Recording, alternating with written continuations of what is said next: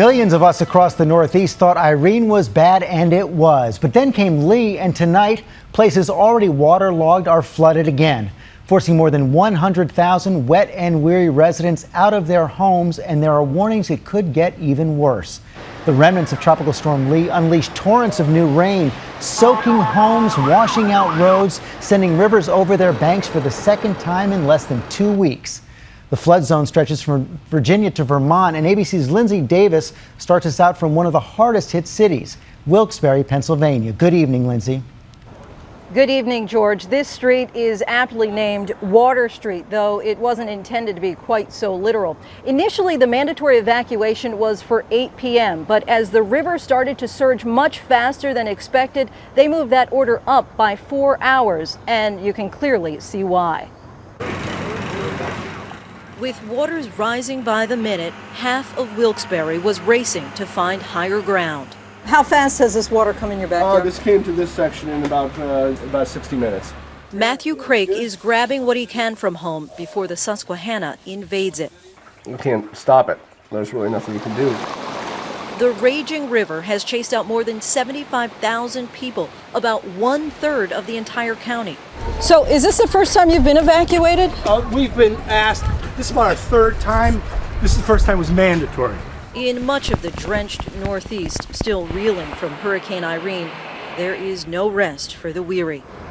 Philadelphia has already received its annual amount of rainfall in just over a month, 41 inches, leaving residents underwater and overwhelmed. There was a car that had floated up onto my porch and about 4 foot of water beside the house.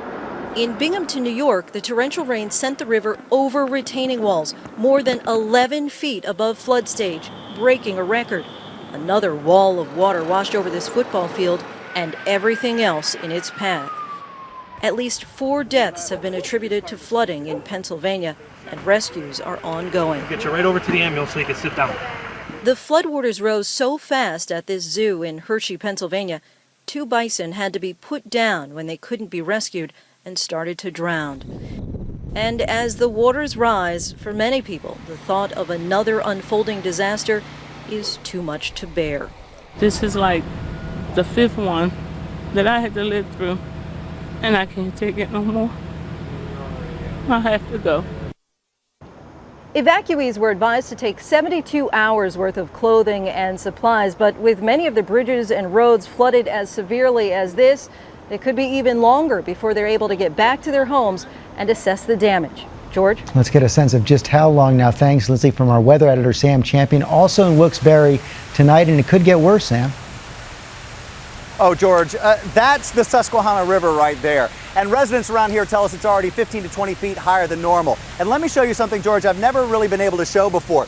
This is the floodgate. The water by 2 o'clock this morning is supposed to be very close to the top of it, and that is the wet side of the floodgate. Now take a look at the dry side of the floodgate here. And the water's already coming through the seams and around the bottom. Even the sandbags can't stop it. This is the only thing that's protecting all of that water or stopping it from that 100-year-old Luzerne County Courthouse and the town of Wilkes-Barre behind it.